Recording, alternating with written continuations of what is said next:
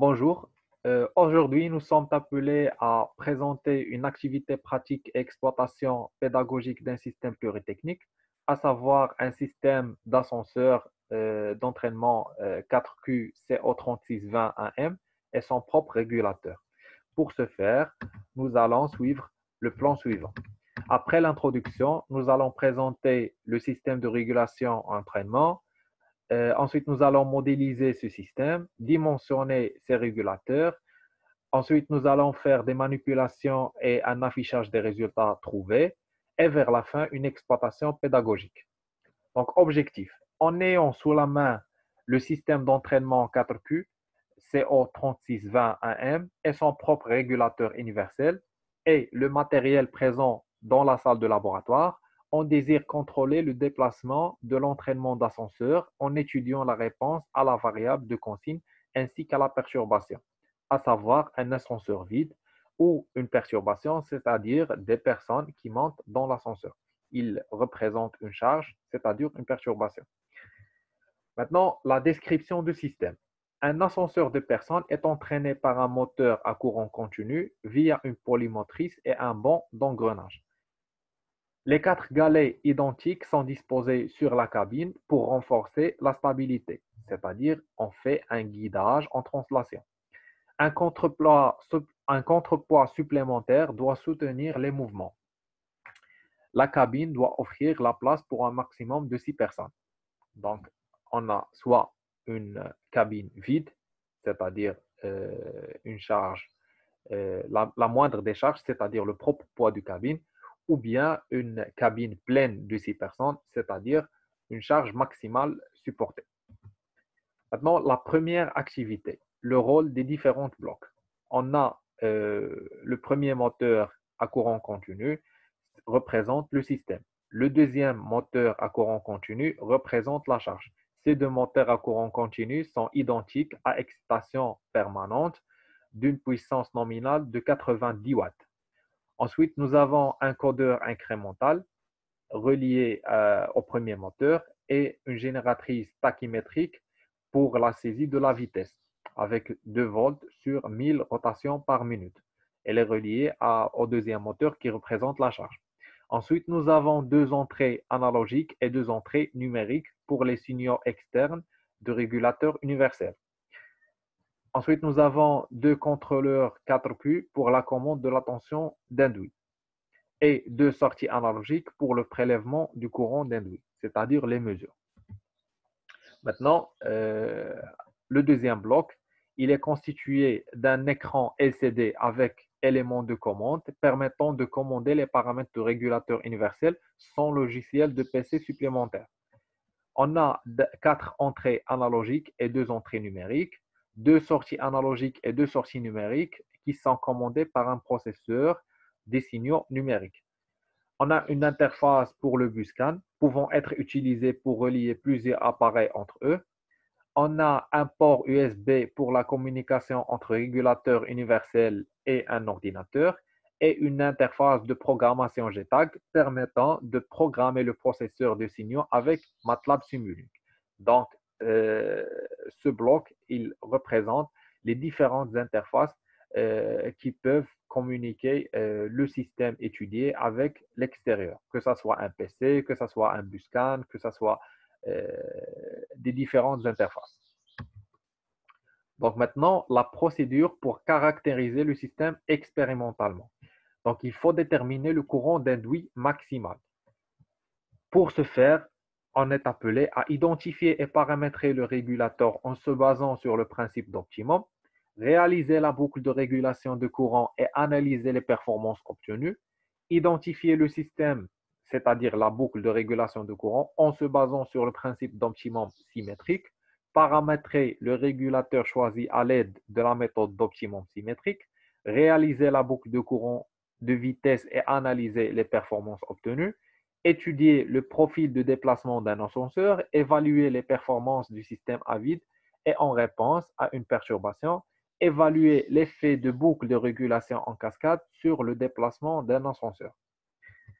Donc maintenant, la modélisation de la fonction de transfert d'un système accommodé. Donc, la fonction du système accommodé est celle d'un moteur à courant continu. Donc, un moteur à courant continu, il peut être décrit par des équations électriques et des équations mécaniques, à savoir le courant, la tension d'induit U de T égale RA fois I de T, le courant d'induit, plus LA fois DU sur DT, plus E de T qui est la force électromotrice. On a la force électromotrice E de T égale à K fois la vitesse oméga de T.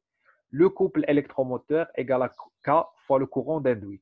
Et pour les équations mécaniques, on a G delta, l'équation différentielle, on a G delta fois d oméga sur dt plus F fois la vitesse oméga égale le couple électromoteur moins le couple résistant. Donc, ces équations peuvent être modélisées par le schéma suivant. On a l'entrée, c'est U de P, la sortie, c'est la vitesse. Et G1 de P, G2 de P sont les deux fonctions de transfert dans le domaine de la place, avec G1 de P égale à 1 sur RA plus LP fois P, et G2 de P égale à 1 sur F plus G delta fois la variable de la place P. Maintenant, pour dimensionner le régulateur de la boucle de régulation de courant de moteur à courant continu, il est possible d'utiliser le principe d'optimum. Pour cela, il faut lire les valeurs T1 et T2 de la réponse indicielle. Donc, les expériences suivantes admettent que T2 égale à 125 microsecondes. La constante de temps d'induit, elle est calculée de la manière que T1 égale à LA sur RA. Application numérique donne que T1 égale à peu près 300 microsecondes. On obtient ainsi la fonction de transfert suivante. G de P égale à 1 sur 1 plus T1 de P, T1P, facteur de 1 plus T de P, avec T1 égale 300 microsecondes, T2 égale 125 microsecondes.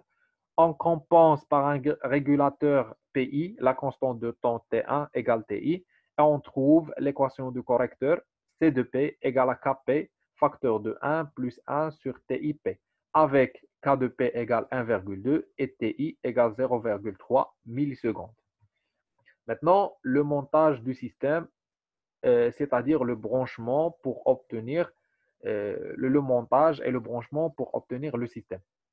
On désire régler la position, d'où la nécessité d'une autre boucle de régulation pour les démarrages en douceur de l'ascenseur, c'est-à-dire un montage de régulation en cascade. Les lignes en rouge et les lignes en bleu déterminent le branchement nécessaire afin d'obtenir le montage de régulation en cascade.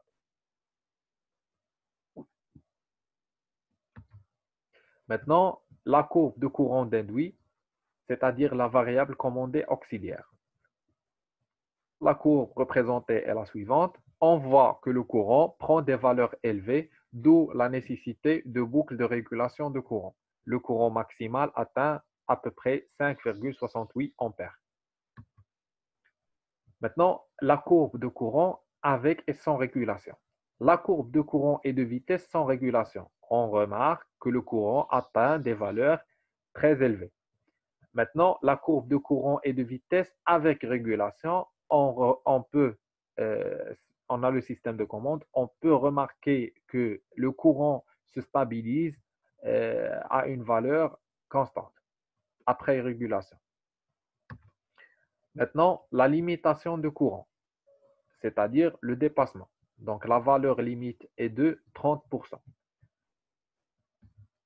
Maintenant, l'optimum symétrique, réponse à un échelon de 25%, ceci sans configurer le régulateur principal. On a la réponse du système à un échelon.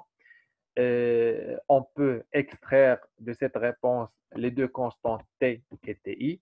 On a TI égale 12,49 millisecondes et T égale 1,81 millisecondes. On induit que G de P ou bien G de S égale 1 sur S fois TI, facteur de 1 plus S fois T.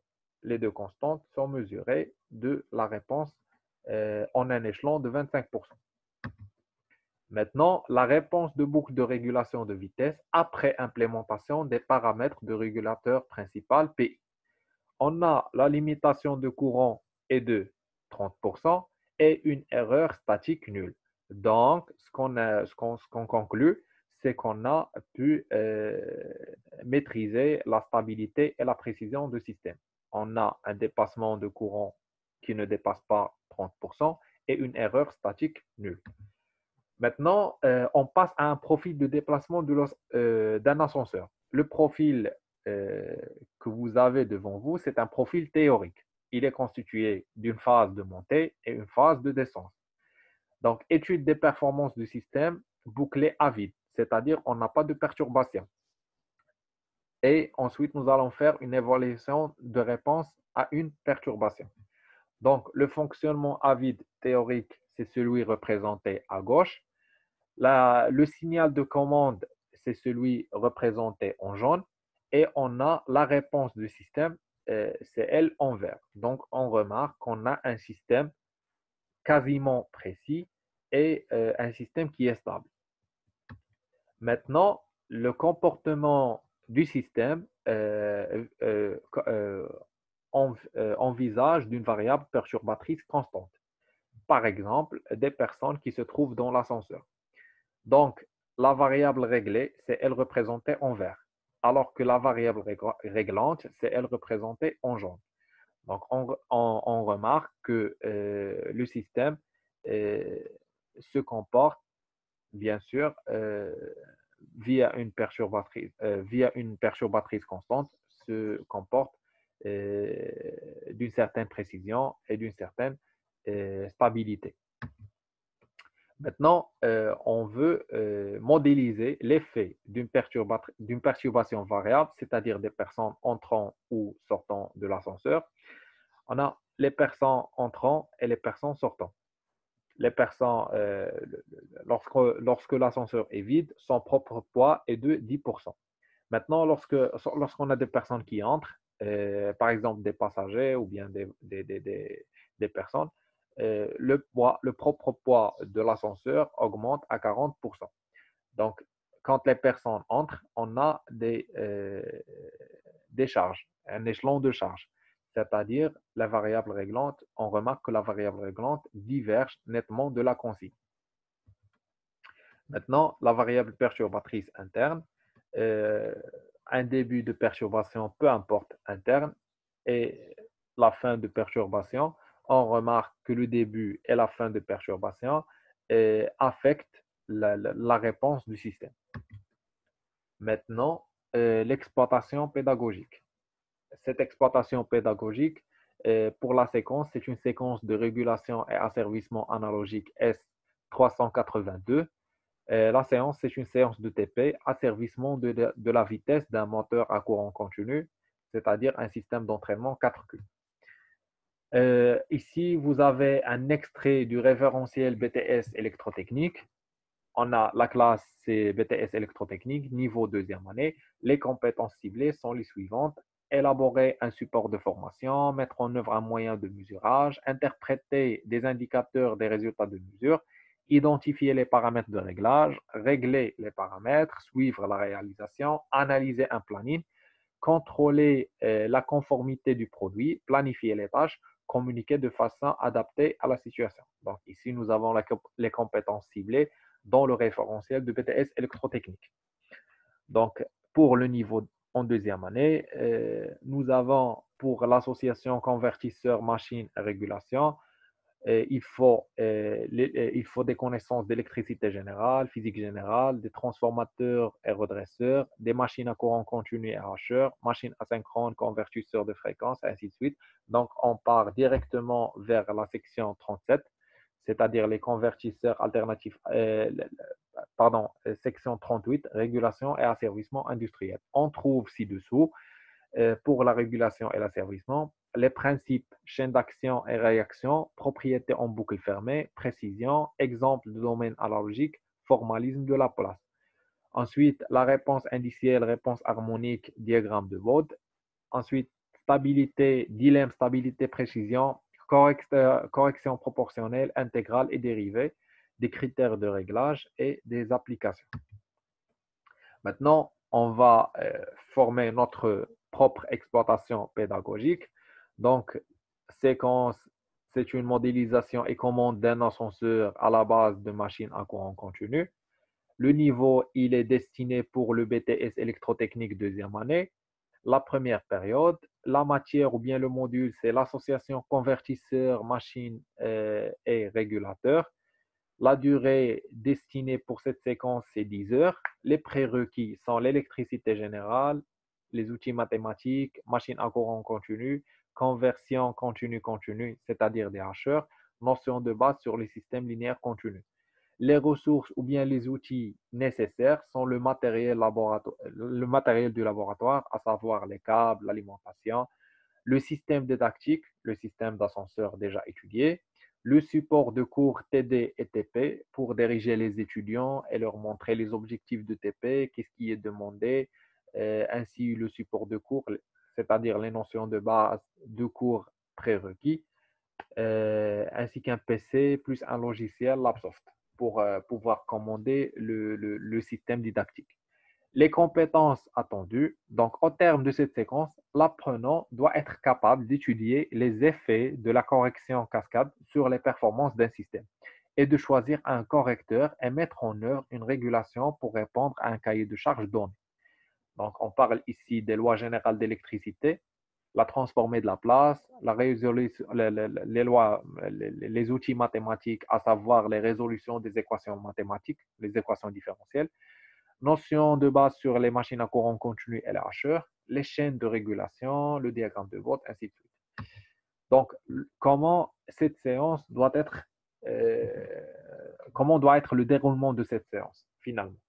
Donc, la première séance, il faut cibler les régulations analogiques, c'est-à-dire des généralités. Objectif, rappel sur la caractéristique des performances des systèmes bouclés et leurs performances. Critères de réglage, marge de phase, marge de gain, identification, par exemple, méthode de Berweda, par exemple. Cette séance de cours, euh, c'est une séance qui va prendre 2 heures. La deuxième séance de cours, on va étudier le PID analogique. Les objectifs, définir les différents régulateurs proportionnels, proportionnel intégral, proportionnel dérivé, proportionnel intégral dérivé et leurs actions, ainsi que la méthode de synthèse d'un correcteur analogique, à savoir par exemple Ziegler-Nichols ou autre. Cette séance va durer pendant 2 heures. La troisième séance, c'est une séance de cours. Là, on va faire des applications, euh, régulation de la vitesse et la position d'une machine à courant continu. Les objectifs attendus sont le modèle équivalent de la machine à courant continu et sa réponse indicielle et fréquentielle, c'est-à-dire le diagramme de Watt. Asservissement de la vitesse et de la position d'une machine à courant continu, les effets du correcteur, des différents correcteurs sur la réponse indicielle de la machine à courant continu. Cette séance doit prendre à peu près 2 heures. La quatrième séance sera une séance de TP. Là, on va travailler sur le système d'ascenseur déjà étudié. Donc, les connaissances, c'est la régulation du courant et de la vitesse d'une machine à courant continu, c'est-à-dire le système d'entraînement 4Q.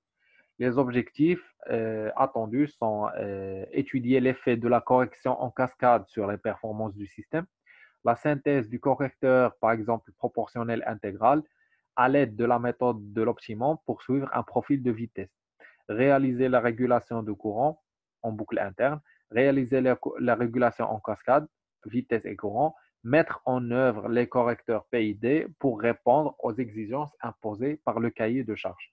Cette séance de TP va être sur 4 heures. Et merci de votre attention.